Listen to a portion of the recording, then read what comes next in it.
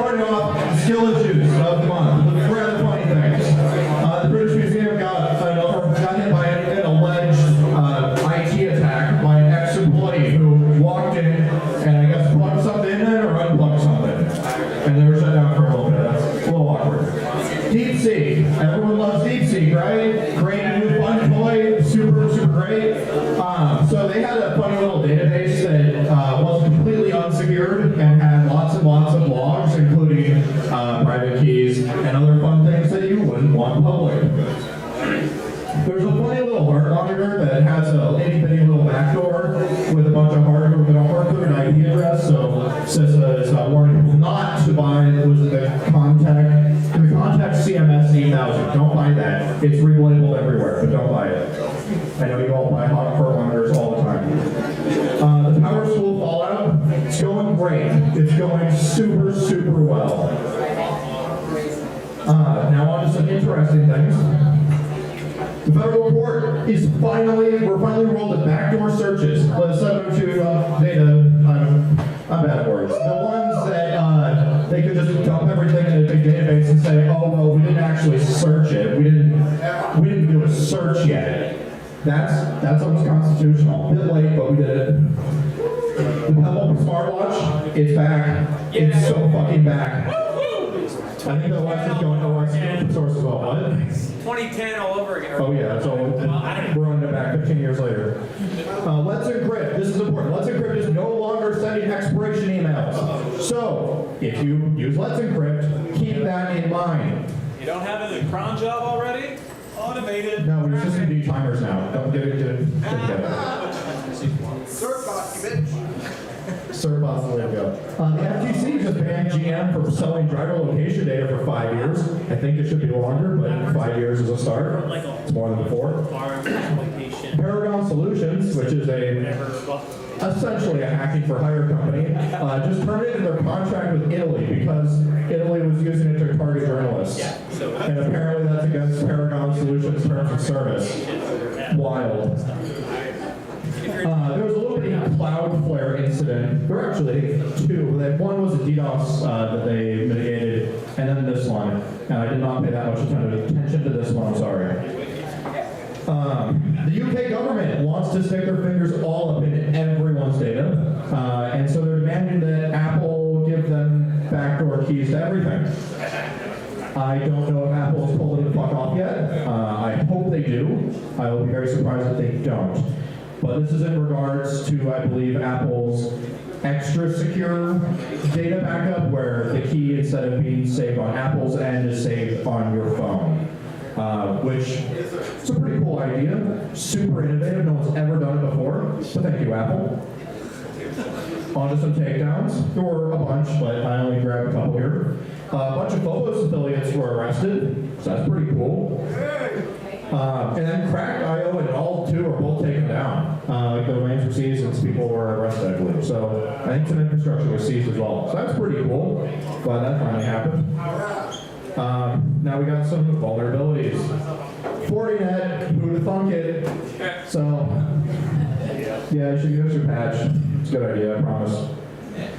There was a funny little batch of rsync vulnerabilities. I believe there was one or a couple of them combined allow RCE, and there's about 660,000 servers unsecured that people should fucking patch right now.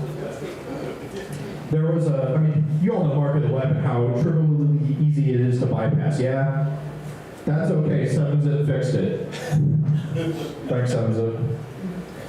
I didn't read this one super in depth, but from what I understand, it's actually a very interesting leak or exploit in the M series from chips from Apple that would allow you to use WebAssembly to read the contents of isolated pages. So that might be kind of cool. I didn't read it too deep. This is cool. There was a potentially exploited by law enforcement Android bug that Google pushed a patch to, and I just want to show Graphene real quick. Graphene was not affected by this, but I believe it was in the USB stack because you could, law enforcement, if they had physical access to your device, could dump some data from it. There was an exploited Apple 0 Day. That one also seemed interesting, but I also didn't read that one. I'm sorry. On to this fucking sucks. New York is proposing background checks for buying 3D printers. Thankfully, RepRap isn't a thing. There's no possible way of self-replicating 3D printers or anything. That would be crazy. Open source self-replicating printers? No. Google's starting to require JavaScript for their search. Fuck you, Google. United Healthcare is saying, oh no guys, it was only 190 million people that we affected last year with our dog shit security. So, I hope everyone here was completely unaffected because there's not that many people that use United Healthcare in the United States or anything. 190 million isn't that many. There have been a couple major aircraft incidents in the last couple weeks. I honestly lost track of the number of casualties. This in particular is about the CRJ and the Black Hawk. So, yeah. I don't know what's up with that. I don't think it's a cyber attack. I just figured it was worth mentioning. Another fun one, freezing federal funding. So many political things, and I don't have the mental bandwidth to get into all of them. There's a lot of very big, very massive fuck-ups and problems that are about to happen or are currently happening, and you all should pay attention to those. Now on to the fun things.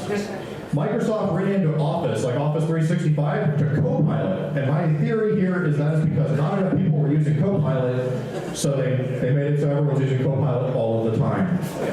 I don't think this is the best way to go about it. Like, there were some really confused calls, like, where the fuck is Word? It died. It died and it was replaced with AI. There was apparently a bunch of sex toys in the UK could be used in the botnet. So, don't you mean a butnet? That is an option. It could in fact be a botnet. Hey, as Larry B said, that's kind of my thing. I'm waiting for another opportunity to use the domain cockwalker.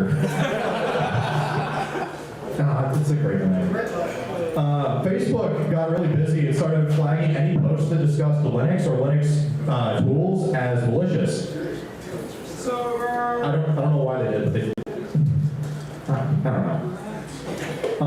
Remember, Google cares. Google cares deeply about you. This is why they said, oh, actually, that little part where we were like, oh, don't use AI to kill people, we got rid of that part. But it's okay. We won't kill you. Therefore, we care about you. This is just like, oh, let's get rid of don't be evil. Yeah. In great news, Meta was being really nice and torrenting and seeding all of Anna's archive and LibGen. Yeah. Then these fucking dickheads stopped or tried to minimize seeding as much as possible. Leeches. But there were some great quotes, such as a person in an email, this is a Meta employee in an email talking to somebody else at Meta saying, using a company laptop for torrenting feels wrong.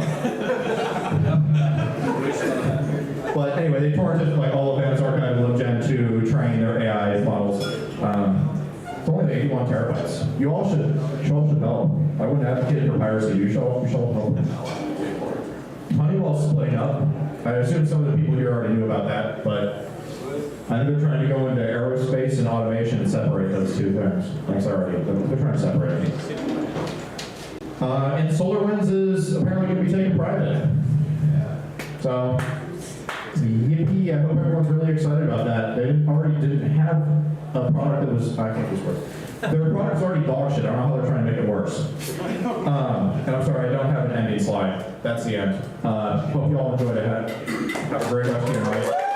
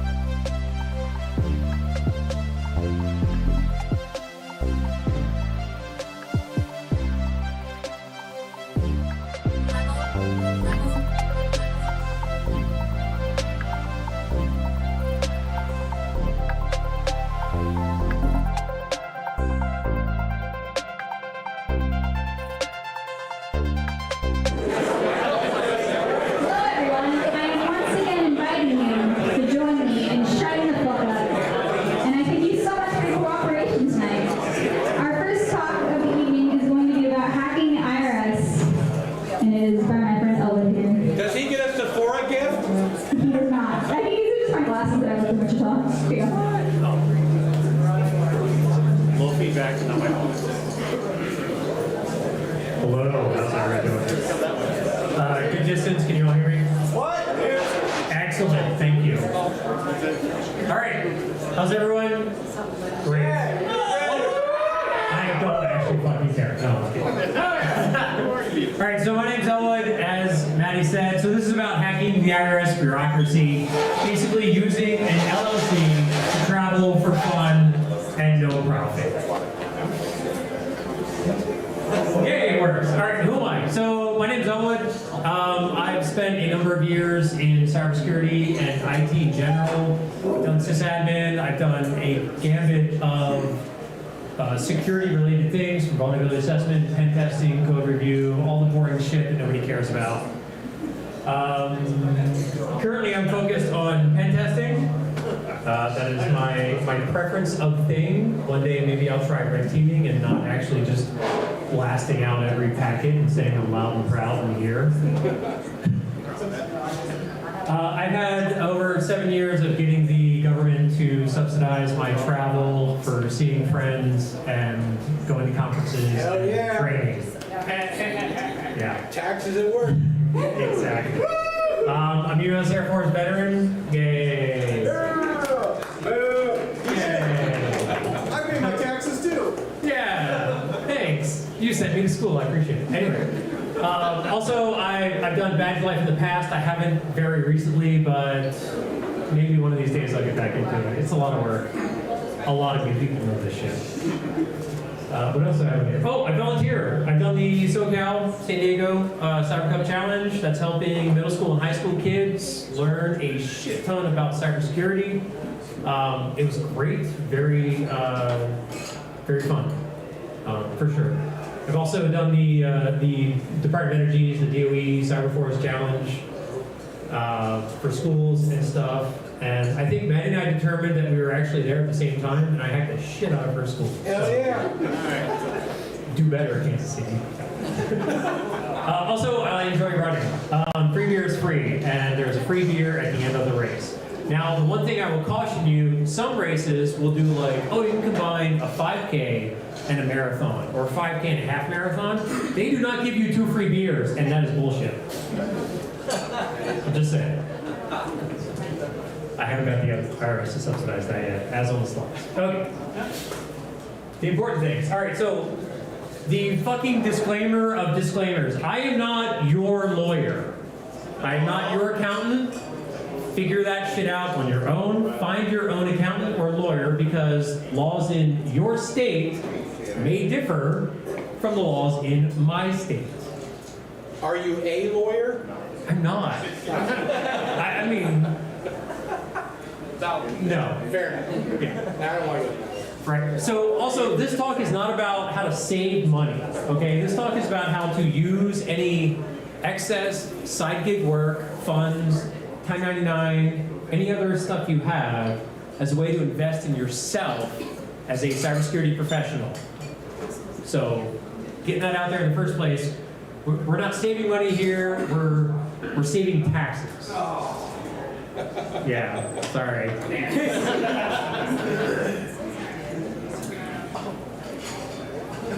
Okay, so what is a business, right? The term refers to an organization, an enterprise. It's about providing products, services, goods to someone else for compensation, usually money, right? So the whole idea is that you can be a large corporation, you can be a sole proprietor, you can be, very small. None of that really matters. It's kind of boring. The important thing is, what can you do with the business, right? What can you do with an LLC or an S corp? You can have business expenses. Business expense, business expense, business expense, business expense. So I did an assessment as a penetration tester doing physical pen testing. Okay. One of the things that I needed to do was to essentially scout out the area, right? I needed a very long lens for that. That's not that lens specifically. I bought a 200 to 400 lens for $3,500. That was a business expense because I used it for a specific job that I was paid to do through my LLC. There's a lot of things that can be a business expense, right? And that's part of what I'm gonna get into. I've done some badge life stuff. I've done war driving, wireless stuff, random hotels, DEF CON, many conferences and trips and travel that I do personally, including this one right here, this week, is a business expense. Hell yeah.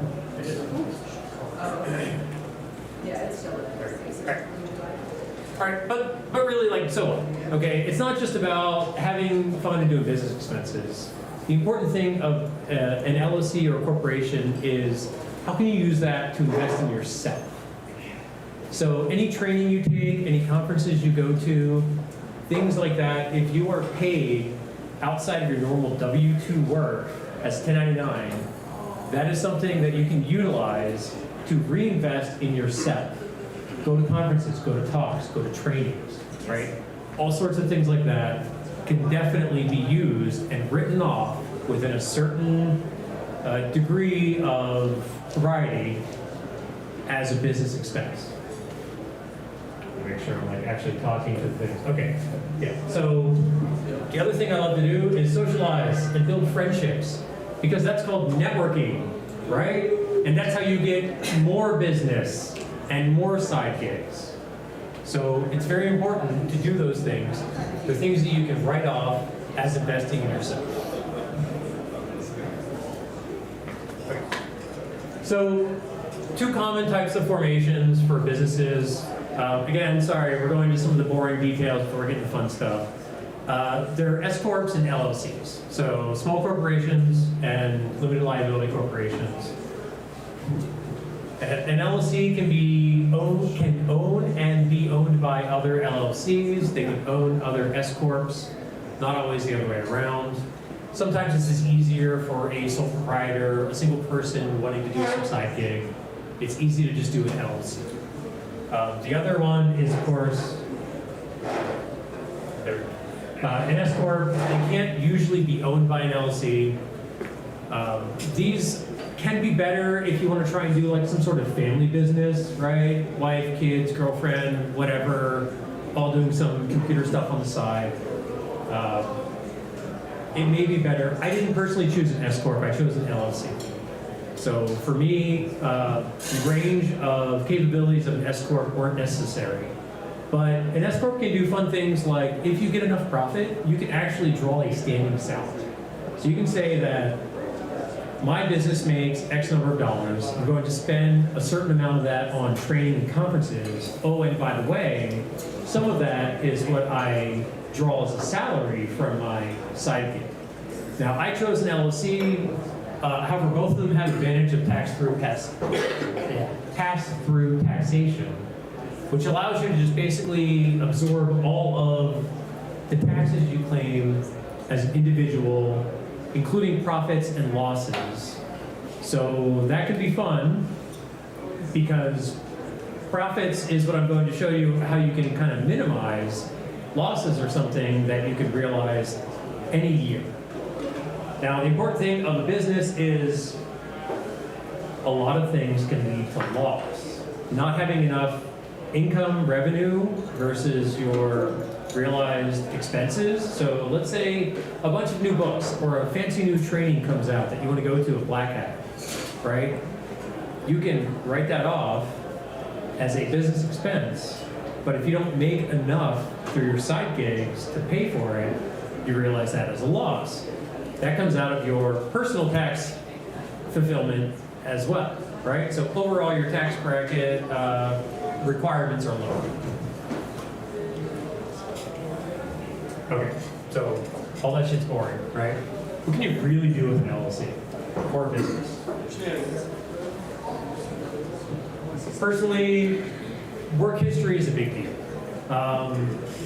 Anyone who's in college or a younger professional, the earlier you can, if you're state, or you can be resident in a state that allows a very cheap LLC initiation. I lived in California for a long time. They have an $800 minimum a year business instantiation fee. Regardless of any profit or loss or whatever, you gotta pay them $800. Yeah. Some states are cheap, $35 to create an LLC, no problem, right? So if you can realize that as a college student, some corporations give a shit if you've been working for 3 or 4 years. Well, guess what? If you have an LLC, you've been working every single year you've had an LLC.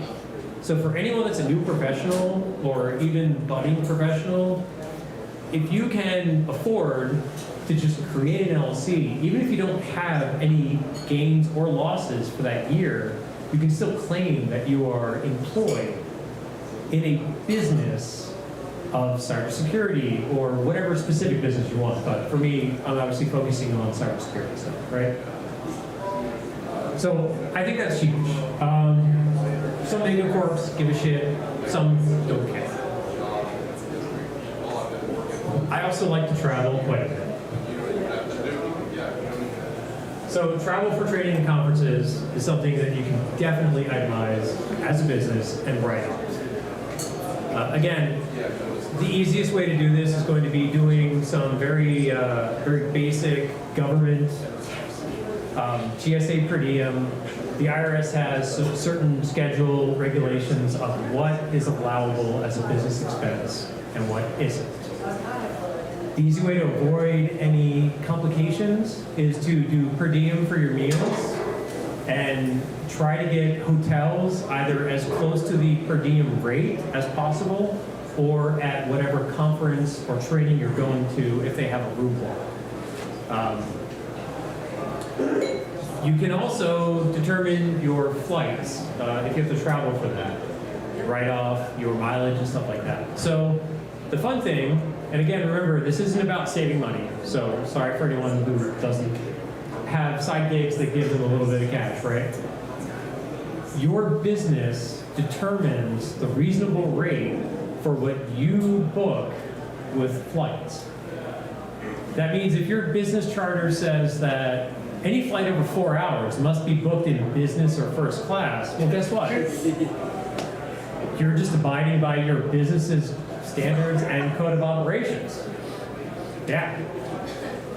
There are many businesses out there who will do things like that. Like Exxon, I know, oil and gas, a lot of industries, anything over 6 hours or anything international is business, right? So that's like expensive ass flights. You may not make that much money in a year, so watch what you're doing. You know, if you're just making a couple grand or a few $100s, obviously temper that back to what works for you. My goal for myself is to get my business expenses and my net income as close to like $10 or $100 as possible. So any year that I have a couple grand, I will take like some expensive ass SANS training. Stuff like that, right? Yes, I see some of you are like, the wheels are turning. Those are all business expenses. Because you don't want to increase your taxable load. And the IRS only allows you to lose money as a business for 3 out of 5 years on a rolling basis. I may have skipped a slide or two here, but yeah, so per diem rates are obviously going to be the best. Keep fucking records, right? Everyone repeat after me. Keep fucking records, okay? Because the IRS, the easiest way to fail an audit and have them up your ass is to not have a justification for a receipt. So if something is a business expense, you better justify it. And it doesn't have to be a lengthy justification. It just needs to be something that is conceivable. But they will ask for receipts anything over $75, right? So your flights, your hotel rooms, things like that. Per diem counts as under $75, so for a location, as long as you can show records that you were in XYZ zip code or whatever, then usually per diem rates are good enough for that for food. Oh, the important thing is, all right, so you can't just write off everything you eat all the time, everywhere, right? You can't go to Momofuku or Fogo de Chao or whatever. It has to be something that is not considered extravagant or lavish. That doesn't mean not expensive. It just means it can't be considered extravagant or lavish. Does that make sense? No, because the fucking government wrote the rules and they don't understand shit either. Again, as long as you can justify it, you can probably get away with it. refer back to slide like number 3 where I'm not your lawyer or accountant. Travel continued. All right, so hotels, again, if you can book a standard rate, great. If you can book a 1-bedroom, booking a suite would not necessarily count for that. You want to try and stay as under the radar as possible. For me personally, I'm looking for points and miles. So, I pick a specific carrier for airline, and I pick a specific hotel chain for rooms. It helps quite a bit. Rentals, taxi, Lyft, and Uber. So you can always claim compensation from the hotel to the airport to the hotel that you're staying, and from the hotel to anywhere where your business meetings or dealings are. Which could also mean if you have a business meeting at a restaurant that is across town, you can get a Lyft or a taxi over there.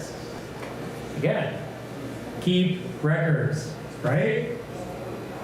Everything you need to do needs to have a justification. If you're not already good at bookkeeping or record keeping, this is one way to really get good at it, because you don't want to fail an audit from the IRS. Personal experience may or may not be involved here. Again, yeah, anything over $75. The other thing is business trips are usually not considered spur-of-the-moment trips, right? So it has to be planned. Conference, is ahead of time. If you plan on going to a conference, there's your justification. If you plan on going to a specific meeting, a training, or something else, usually that's not an issue. But again, just keep a little bit of a record, keep justification. Okay, so travel's fun, but what else can you do? Well, your work may require more equipment. Do you need a new Synology NAS for your work? Do you need 6 20 terabyte drives? You might, you don't know.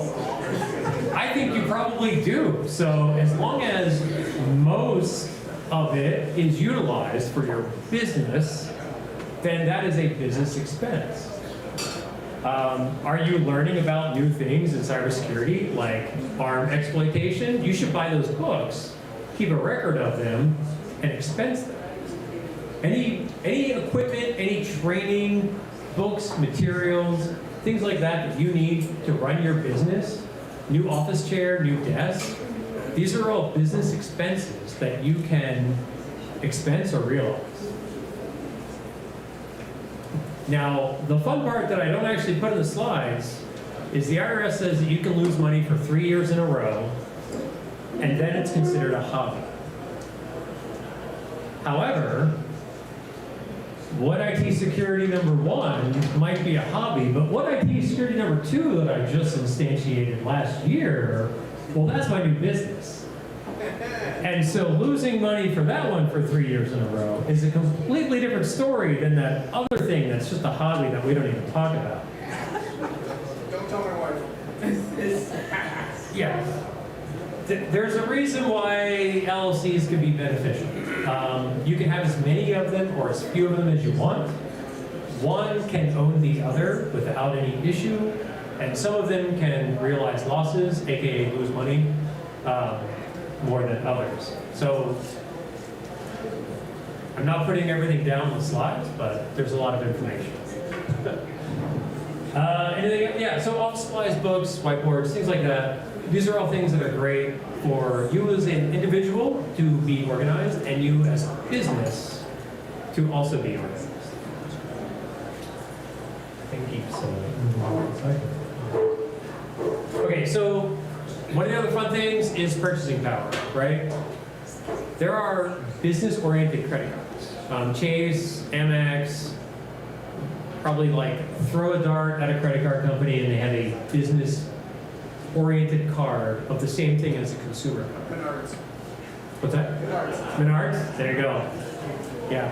So, okay, slight tangent that I don't have on the slides or anything else.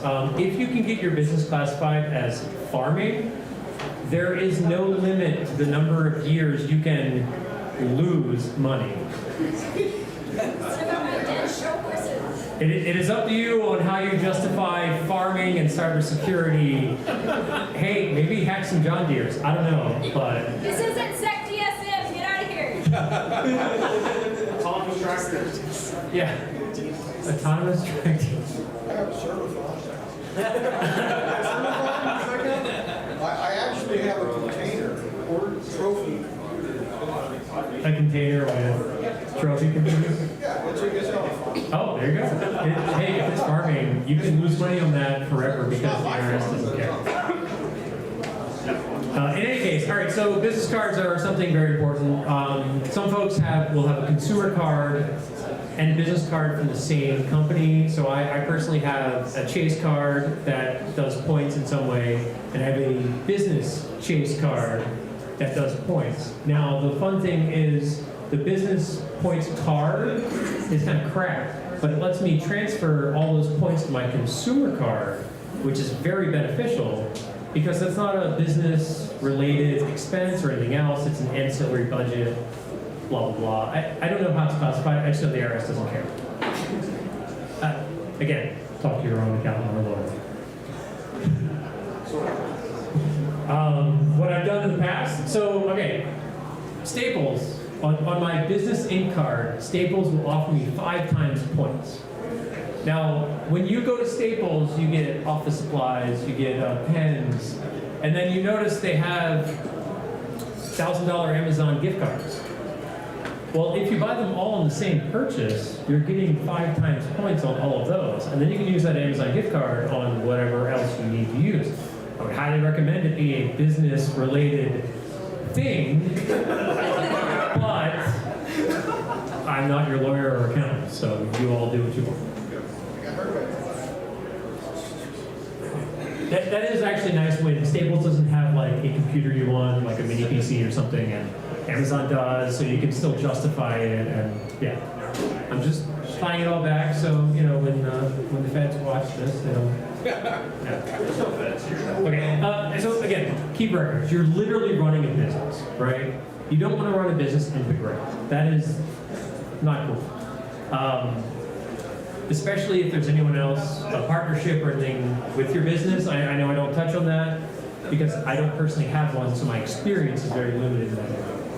A business lawyer will be able to help you with that more. An accountant will be able to help you if that's a joint partnership with someone that's an outside entity, aka like someone you don't know, or whether it's like with a spouse or a kid or whatever else, right? There may be tax implications with that. Don't rely on your shitty memory. Mine is really bad. There was going to be a third bullet there, but I actually forgot what it was going to be. Yeah. Keep records. Honestly, something as simple as Google Sheets, or if you don't like Google because they steal all your information, I don't know, leave your office, whatever, right? Yeah. Intuit. That keeps your information secure. I trust them as much as Google.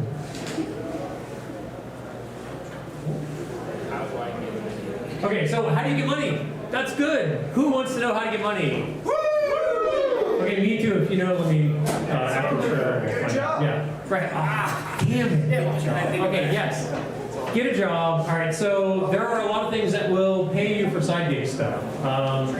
Again, not an endorsement, but like Upwork, and I found a company once that was Identify Security. They'll do like limited contract stuff. Mostly cybersecurity related, so it'll be like vulnerability assessment. Sometimes they'll do like, what is it, CSP, the document review, stuff like that, right? There are opportunities out there. You can find stuff. Talk to people you know. They might know of someone who's hiring for limited contract gig work. Check Reddit. I don't know, right? You want something. I don't want to work for the North Koreans, though. No, you won't work for them because they'll steal your job. It's fine. They work for you. Yeah.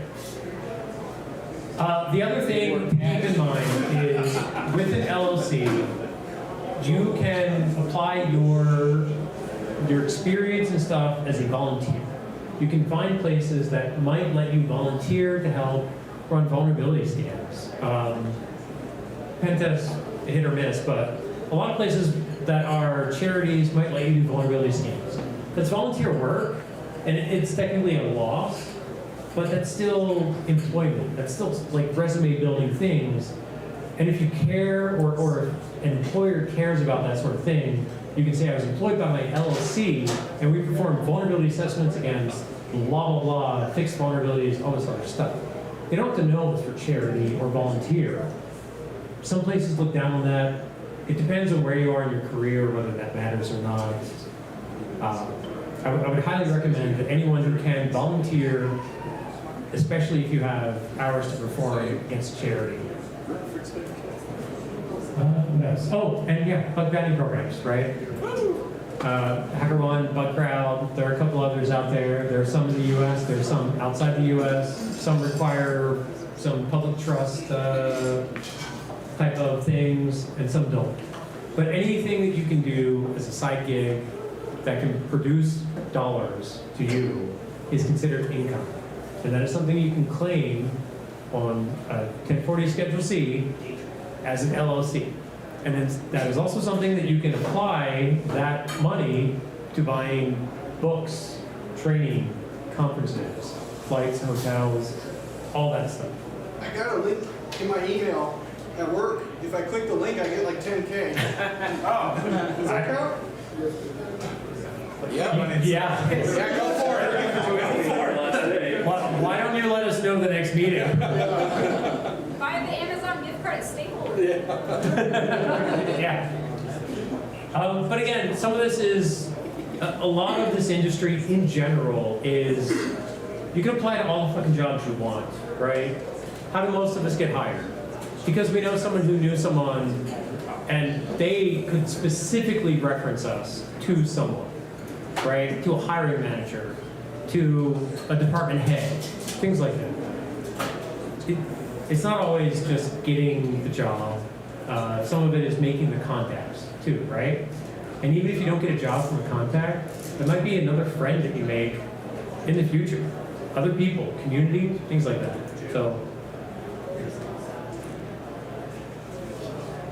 okay, so some important things that matter. For any side gig work, are you competing against yourself, your main job, right? That might be a big deal. I would highly recommend that you either look over your employment records or employment contract documents, whatever else. Some companies have like a code of conduct, things like that.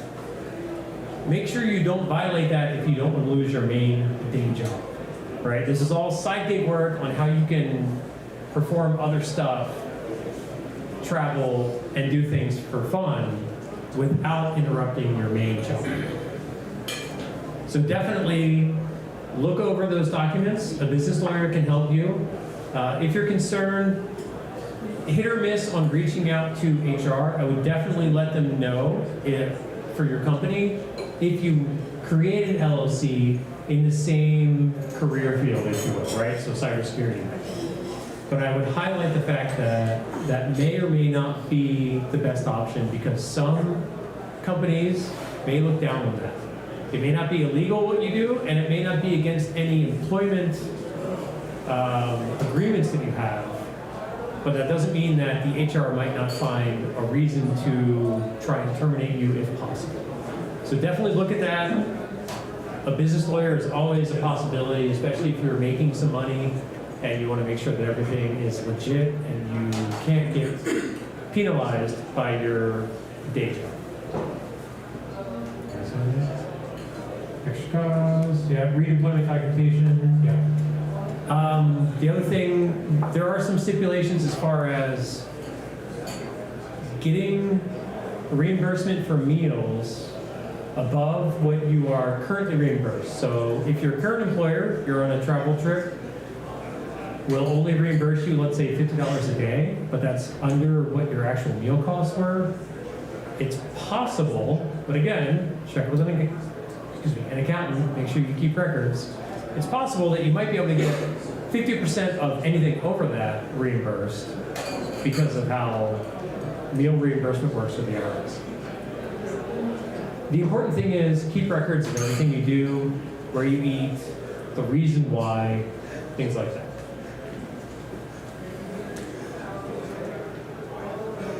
Final thoughts. Obviously, record keeping is extremely important. Please keep records. If you are not good at writing things down now, learn. Learn to do it if you think that you want to do this in the future, right? Also, fucking document your goddamn processes. Yeah. Sorry, I was kidding. Yeah. Little work slipping. He knows. Yeah, a little work slipping in there. All right. If you have an LLC and you do side gig work, purchase liability insurance. Highly recommend. There are a few different types out there. Definitely research, look and see what works for you. Some companies that you contract for, if you're a business to business or a 1099, may require you to have a certain amount. Look into it, purchase it, usually good for a year, costs a few $100. Hopefully you make more than that on that current contract. If you don't, tell them to give you more money. And again, I know I mentioned this a couple times, the IRS says you can only lose money for 3 out of 5 rolling years, right?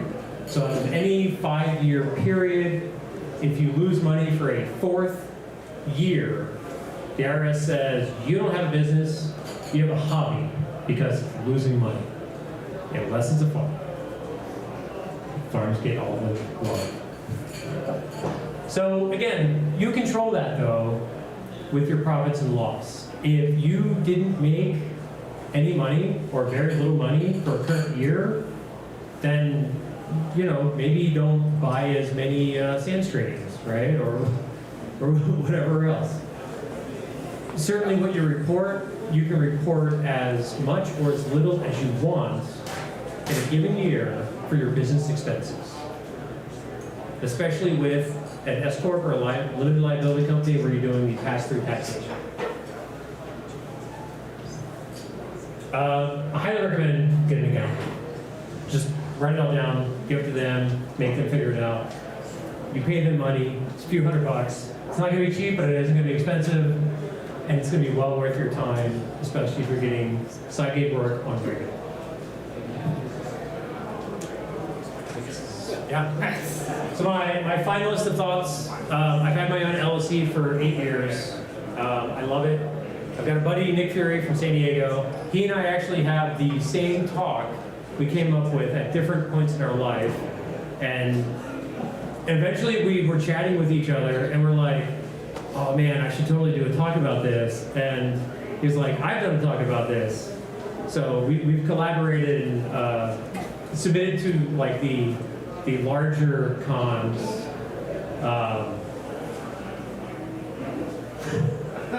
Someone gave me shit about SecKC isn't big enough. Anyway, I've given it, yeah. So I've given this at the once a year cons instead of the monthly cons, or tried to. So far, no one's been. Anyway, we've worked on a lot of stuff together. I just want to give shout outs to him because definitely he helped me tune some of my presentation, and we collaborated a lot. Hey, I got a question. Who was talking shit about SecKC? No one. There's a little. Like, how about names? Was it Maddie? No, Maddie was the one giving me shit about it. Oh, that answers that question. Yeah, obviously. I've had a few years where I made, you know, like 15 grand extra, right? Not bad. But I reinvested that into myself. I bought a lot of books that I'm going to read one day. And the laughs are because it's true and everyone knows it. Conferences, trainings, things like that. I wouldn't be here literally today if I didn't make some extra money on the side and try and send myself out to meet new people, interact with people, and make new business contacts. So for sure, it is something that is a lot of fun and can also net you. Go. No, you gotta finish your sentence. No, you'll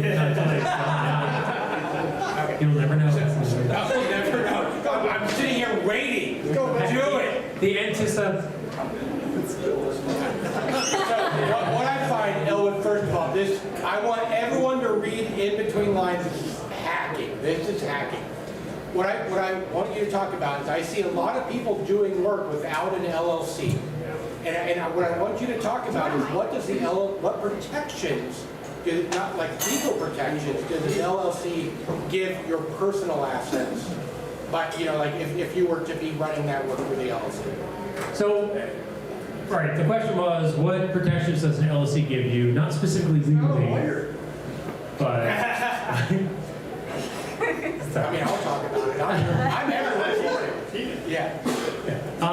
But what other protections can it give you as a person divested from your business? And the important thing is, your business can fail, crash, and burn. But you, as a individual, are protected from that by the layer of legal law.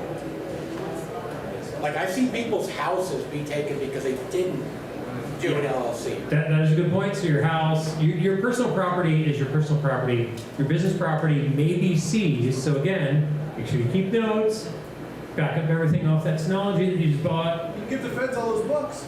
And give the feds the books. Yeah. But what they can't take is that knowledge from your head, right? If you paid for a black hat course, if you sent yourself to DEF CON from your LLC, what are they going to seize? They can't seize you. Well, anyway. Right, but the idea is, as much information as you can invest in yourself, do that. Don't worry about the stuff and the things, the property, because that is potentially a liability. It needs to be tracked and everything else. Thankfully, your personal assets are safe, but all the knowledge that you gain, the friendships that you make, those are the things that no entity can take by suing you or anything else. Are you saying your friends aren't a liability? My friends are definitely a liability. He has friends. At least one. Any friend within these 4 walls that I have is 100% a liability. I will mention that doing this, reducing your taxable income technically reduces your income, right? So this can affect any Social Security reportings that you have. I have a couple years where it's like, my main job made X, and then my LLC made $12, and it's like, cool. I definitely made more than $12 that year, but because of the way the taxes work, it doesn't count for Social Security income. That may matter for anyone young enough that thinks they're going to get Social Security in 20, 30 years, right? Yeah. So, good luck.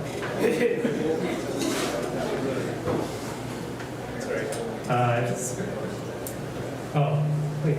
All right. References, that's already mentioned that, so.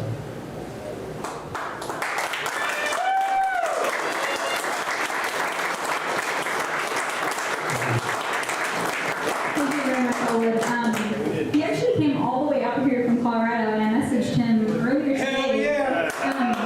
If you look at his slides here, they're only truck chairs. They're not only. It's not about the books that you bought, it's about the cup chairs you met along the way. That's a cup sofa. That's a cup sofa. Additional cup trees. Thank you very much. Our next talk is going to be in about 15 minutes, I think. But in the meantime, we'll have some DJ-ness. Be sure to tip the bartenders if you're heading out early to avoid any potential snow. I would consider you a cut of the road, and also be sure to close the door. So, great.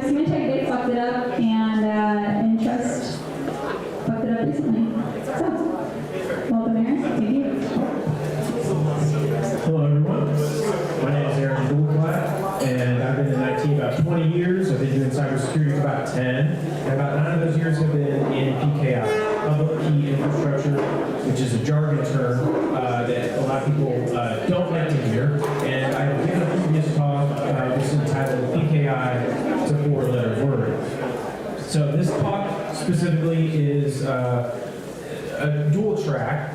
We've got best practices and we've got some events. And this is not about brands, vendors, it's not a sales pitch. Basically, this is for anyone responsible for any system. Anybody who owns a cert or is responsible for installing them, managing them, or you're adjacent to others who do, this talk is for you. And so we got a little bit of a table of contents here. Basically, we want people to understand that this is a web PKI community. There are a lot of moving parts. We're all members of it if you're on the internet. So we have a degree of responsibility. We have corporate responsibility, organizational, and then you've got your cybersecurity and revenue that you need to worry about. So why should you care? The big deal for me is outages. That's my bread and butter. But a lot of folks are under regulatory or policy-based pressures. That's a big deal. If you're not under those, maybe you already don't know it.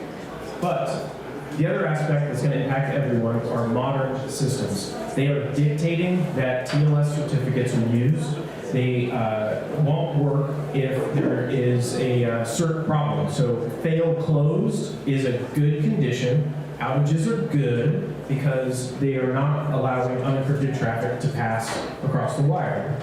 So these are some of the pressures. This is why we should care.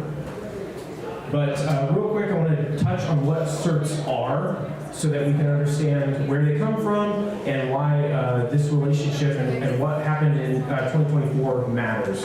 So real quick, I'm going to repeat the first bullet point. Certs are numbers, period. That's what they are. They're in the form of a hash. They're used in math equations. We don't see this, we don't feel it, we don't touch it. It's system side. But the main reason people use certs is they think that they're encrypting their traffic. That is a major aspect of their usage, and that's the RSA or ECC key component. The major aspect that people are feeling is the hash side of things, which is the -- begin certificate. So the hashing component is an algorithm. It's part of the math equations, and that's when we get our machine identity. When you take your fully qualified domain name or an email address or a laptop name, you bake that into a hash, and you're using that, which is mathematically verifiable. I like to use an analogy, which I'll touch on again later, which would be identity in the form of a name tag at a party. I can write any name I want on a name tag. You're going to call me whatever that is. I like Fight Club, Cornelius. I use that a lot. Rupert. If you haven't seen Fight Club, I recommend it because they talk about names, and that is basically words on a piece of paper. That's all it is in terms of identity. You can't validate that. Once you get a driver's license, that came from an issuer. There is an entity that validated your submissions, your paperwork, your application, your authenticity, and they're doing cross correlations to ensure that when they issue you a unit of trust, that can be validated. So think about getting pulled over, you've left the party, your name tag doesn't work anymore, and a police officer stopped you when you're driving down the street. You can't hand them the name tag, but if you hand them a driver's license, on it, they'll see when it expires, they'll look to see if it's a cursory picture match, and that's all they can do. That's all that's on the unit of trust. But if they take that to their squad car and type it into their computer and look on their database, they can get more relevant information, such as you're revoked, you're not allowed to be driving, and then you can expand that to the idea of not being allowed to travel around the world with a driver's license. You need a passport for global travel. You will not be allowed in, and the passport is bigger, it's more costly, there's more regulation on the maintenance and management of those, but fundamentally, at the core level, they are units of identity, units of trust. So ultimately, the analogy doesn't quite work for encryption, doesn't work for the fact that the the size of the files will be the same. The main idea is how you handle them. Another aspect of what are certs is protocol versus the actual cert itself. Don't get caught up on anybody using SSL. It's a deprecated protocol, you shouldn't be using it, but SSL and TLS are synonymous terms when it comes to certs. So I like to use an analogy of a protocol being a highway, a thoroughfare that has regulation on how to use it. Your use of that thoroughfare is adjacent to your ability to travel there. So your driver's license is something that is checked for your identity. The protocol is how to get onto the highway, what speeds, what gross vehicle weights, things like that. So TLS is the protocol, the cert is itself. And ultimately they come together at a host and client connection. That's a big deal, I won't touch on too much, but no cert is operating in a vacuum. Hosts and clients are part of the relationship. And ultimately, PKI is a way to bind everything together. So I'd like to describe things with visuals. And the big deal here is that there are multi-parties involved with this effort. If you're getting a cert from a CA, then that CSR, cert signing request, it gets created and submitted to the CA. There are often intermediaries. I like to recommend a cert lifecycle management application to help orchestrate an API of APIs, if you will. That management interface is going to help provide you an ability to control your cert issuance and usage. So this image is taken from NIST 1800-16. I highly recommend everyone in the room review NIST 1800-16. It is legible, readable, it is able to be digested. There's an executive summary, there is a more holistic summary, and then you can go deep if you want. NIST 800-57 is more about key management, and that's what nerds would care about. If you're not going to nerd out on certs, that's fine. NIST 1800-16 is your jam. Please engage it. So let's see here. One of the major aspects of this is, 1, 2, 3, 4, 5, 6, 7. There's a relationship between you and your CA.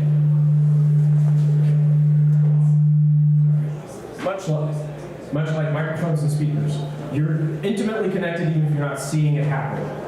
You're going to feel the impacts though, and that's what the talk is about. So we can't trust these numbers because they're just numbers. 42. Okay, so there are numbers that we can understand and recognize, but the major aspect of certs is that we can mathematically verify the numbers. Where they came from is super important because ultimately what is baked into these hashes that form the certs in terms of identity are intellectual property, they are copyrighted terms. So the previous talk was about LLCs, incorporation. The next aspect of that is trademarking, copywriting, and taking your digital ideas and making them into property legally. So when you have an organization that has fully qualified domain names, like your branding.com, that's built into a cert. So for that to be mathematically verified, programmatically at point of connection 1 trillion times a day, you're going to need certs to work.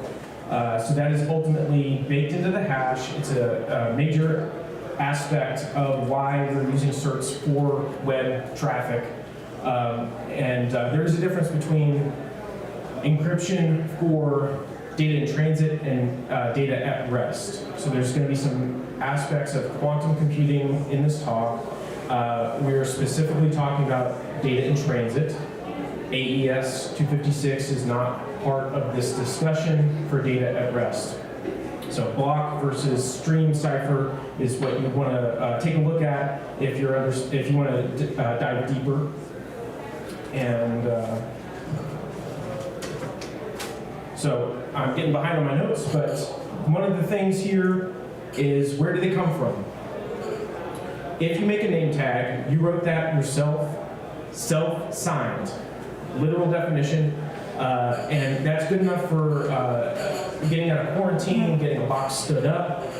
But in general, that's not how you run organizations. you're going to be using certs from an issuer, a CA. And the NIST recommendations are that you use private certs for internal traffic, public certs for external traffic. And so ultimately, your private certs are coming from an issuer that is not regulated. So if you wanted to issue multi-year certs or non-standard ones, private is better. I think the one time in the last 8 years I issued a SHA-1 cert. One time, right? And I was under the wire for giving them a public key in that form because the issuance of certificates is controlled by whoever controls the CA. So public certs are regulated, and they are a key aspect of the web PKI community, which relates to the far more important CA browser forum on paper. The CA browser forum was the democratic body governing the use of these certs for public usage. All right, so I like to I like to think in terms of, so I went a little slow on my slides. So this is about CA chaining and how we're relating the certs to each other. So when you get a cert from a CA, it's coming with a cert chain, a trust hierarchy, a PKI, and those are all terms for describing root and intermediate certs. These are the functional components of the CA. If you are a business executive or in contracts, you might be signing checks to a CA, and after that, you're done, you don't care. The people who are issuing the certs for an organization are party to, but adjacent from the actual issuance of the certs. We're talking how you create your hash and how you get it to the CA. Again, cert lifecycle management applications can help provide hardware-based, NIST-regulated private key protections, but you're going to have all sorts of appliances, older tech, or third parties, like B2B type things, also IDP, single sign-on, MFA type stuff, where you might be handed a CSR from somebody else. And then you're submitting that to a CA. Functionally, your code that you're submitting traditionally is via API call, and it is going to be signed. So this is all jargon about how your actual number changes into another number, so it can be related to other numbers. CA chaining. Well, as humans, we don't care about this at all until you get a PKIX error and your system isn't working anymore because somebody changed to CA. At which point you need to worry about your CA trust and where that's installed, and that's going to be per application, per OS, per runtime. You're going to have to evaluate that for yourself.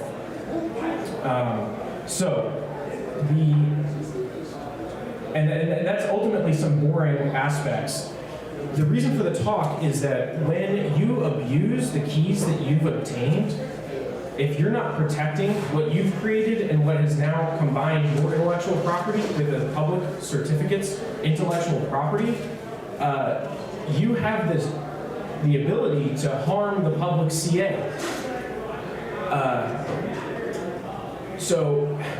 There are certain things I don't want to go into extreme detail about because it's all on the internet. You can go read it on Bugzilla about what the back and forth was between Entrust and the Web PKI community. But ultimately, when customers said they couldn't handle cert rotations in a timely manner, that feedback was provided to the public CA, which tried to tell that to the industry. If you start crying, the industry doesn't have to care. So be very careful with how you speak, because if you're going to go to a public CA with your problems, you're putting them on the hook, and all the other CAs, all of the cloud providers, all the OS companies, the phone companies, everybody understands there's a heightened degree of regulatory focus in this space going forward. The same mistakes will never be allowed to happen again, and also there are other pressures happening. So, when we take a look at the history of public certs, we used to be able to set and forget. You create it, you install it, and then you retire. You're done. It's someone else's problem. But then 10-year certs went away, 3-year certs went away. Where did 2-year certs go? Anyone explain that? They're gone. Was it a CA browser ballot initiative that got rid of them? No, it wasn't. It was a promise to submit one and to get it voted on. But I like to go back to Star Wars and the Emperor and the Senate. At a certain point, the Senate was no longer required to make decisions. The Emperor can make decisions. So the Democratic Forum is moving slow because it's trying to articulate all of the impacts, everyone's feedback. CAs talk to the browsers, they try to vote, and the CAs have been accused of being too pro-business and wanting to keep the money coming in from the customers, so they are no longer as pro-security as they should be. So ultimately, we're facing a heightened speed of regulatory impacts to the public CA space. The biggest issue that I think is not that your public keys for public certs will only be allowed to be 45 days in a few 20-ish months. It's that the intermediate certs for public CAs are dropping to 3 years, which means that you're rotating trust far more frequently. If you are responsible for rotating trust, you probably are and don't realize it. So the main issue is that trust management and cert lifecycle management are hand in hand, and the main pressure for dropping cert durations, dropping intermediate durations, and also domain validations for how long the domain can be trusted, it's all coming down to best practices and this ultimate quantum threat, which is a target against the algorithms. The cert durations are just a way to increase pain. And we all know what pain is. It's weakness leaving the body. So the more pain you feel, the more motivated you will be to stop the pain.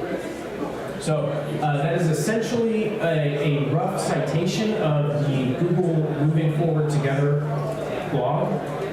It's language they've used. So I recommend people understand that you can preempt the pain and you can address best practices sooner. Even if you're not using Entrust, other CAs make mistakes. DigiCert had some problems in 2024. So we were seeing the Bugzilla reports in early 2024 towards the end of Q1. The reports were about 3 major issues. We had a dropped policy aspect, which didn't change the security of the certs. We had a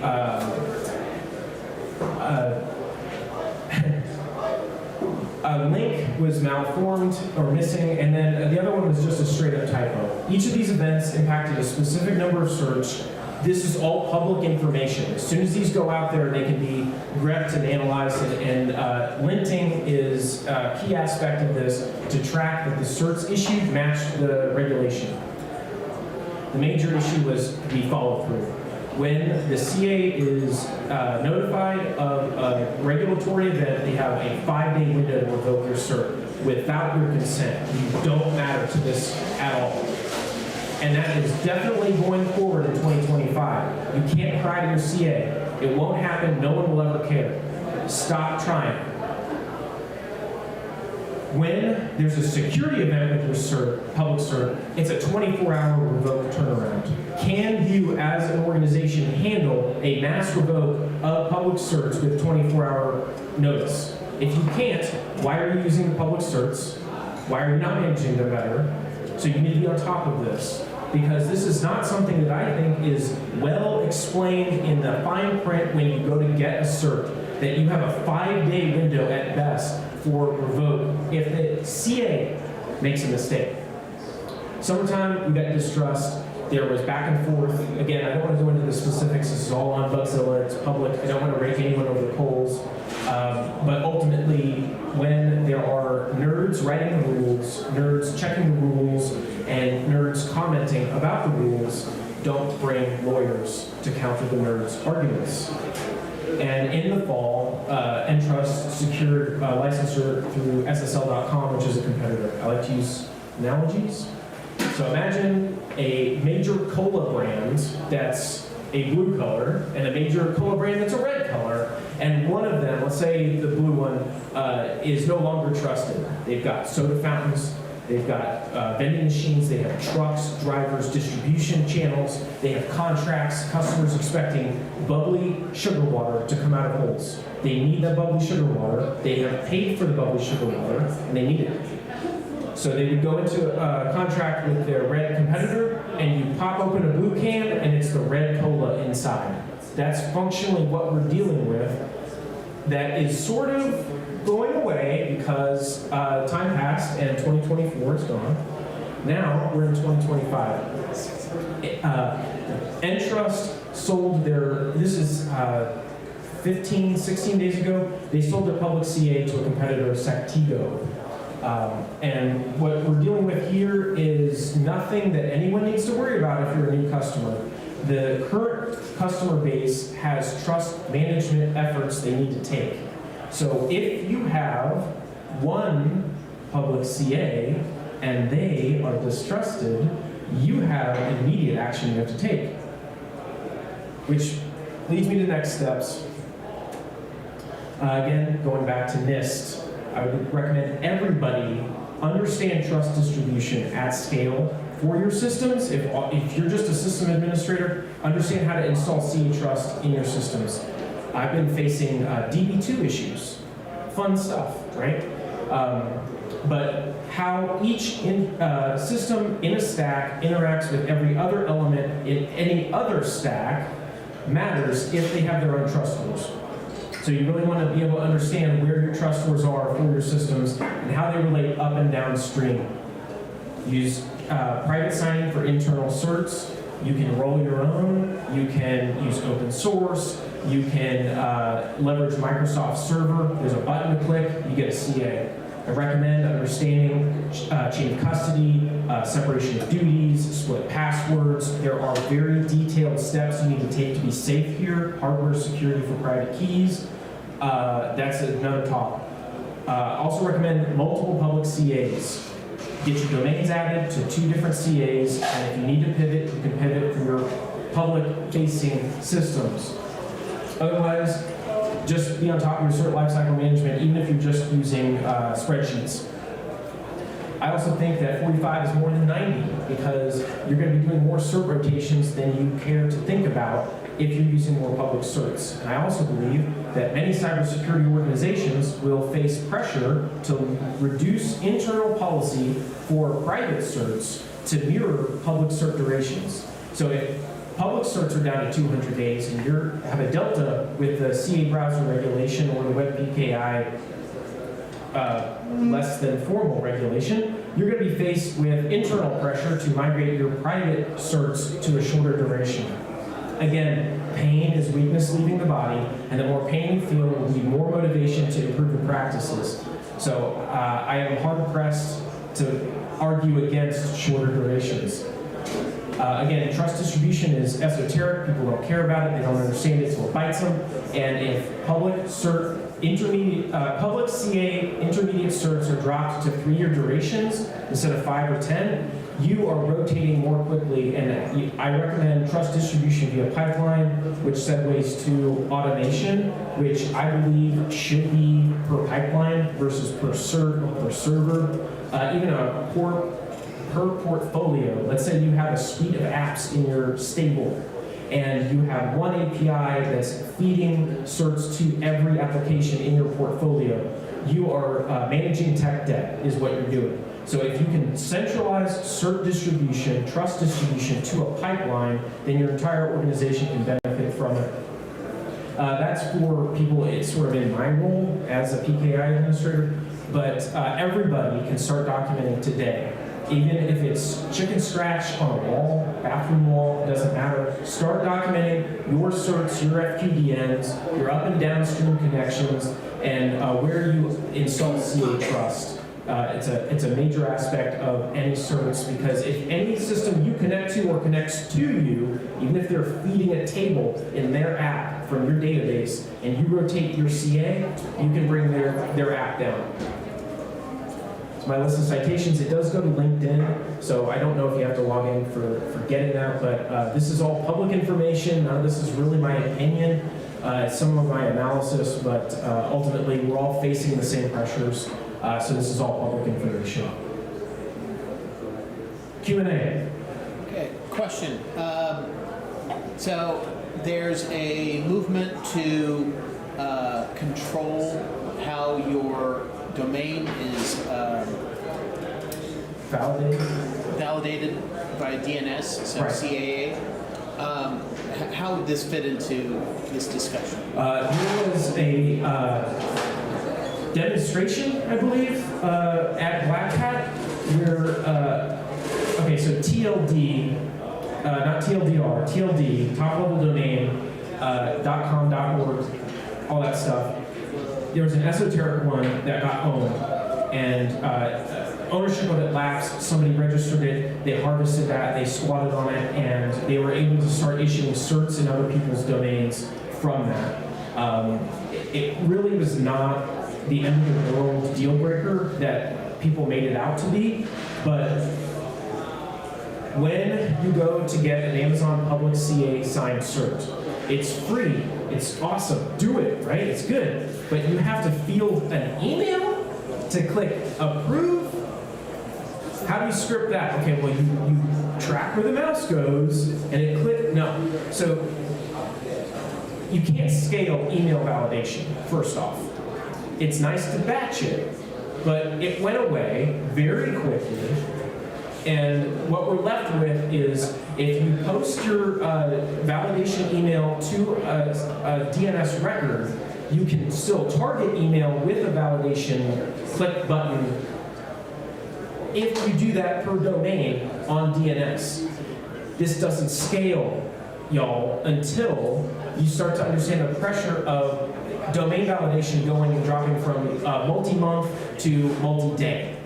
When we're faced with multi-day domain validation pressures, I would recommend, for now, posting your validation address to your DNS so that your CA can see that and then send you an email. But the ultimate goal would be fully automated domain validation, which would harvest.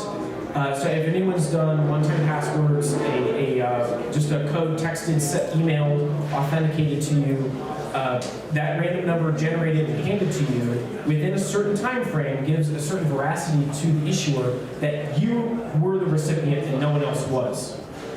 So we take that zero trust, multi-factor type approach to domain validation, and we are going to issue a random string to the recipient. They post that to DNS, and the CA can see that. All of this is doable via API. But you have to be able to touch every DNS record via API. So there's correlations, coordination. You need to be real cool with your network people. You need to be real cool with your cybersecurity people. I think I've answered. So CAA is where you publicly announce which certificate authorities are approved via domain. Are approved to be used by your top level domain. Yes, so CAA records are additional overhead that can protect against other folks misissuing a cert against any of your protected domains. And CAA records are not domain validation. They are a protection against various CAs being used instead of a singular or multiple CAs. Again, this is overhead that you're going to have to manage. So you're going to have to get approval with your DNS folks. But CAA is its own specific way to protect against multiple CAs issuing certs.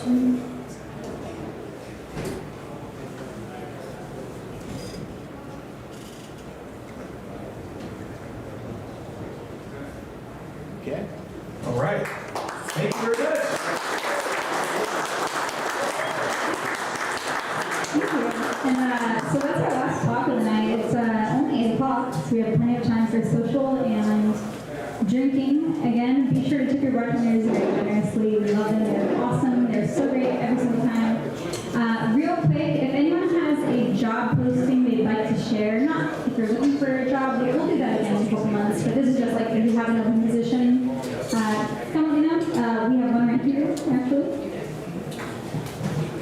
Hi everybody, I'm Kevin Austin, I'm with Checkpoint, and I am a territory manager. It's more of a sales position, but it'll be to go ahead and reach out to anybody in Kansas City, to go ahead and bring them into the Checkpoint job. Hell yeah, man. In addition, we also have an SMB specialist position as well. If you're focused more on the small, medium business line, and that's really where your focus is, we are also looking to recruit a account manager, territory manager for that as well.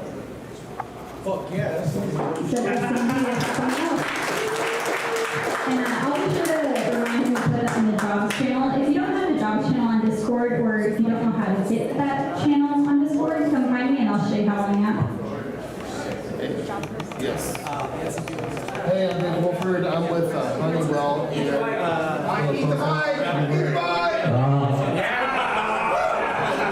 Anyways, Do it again! No!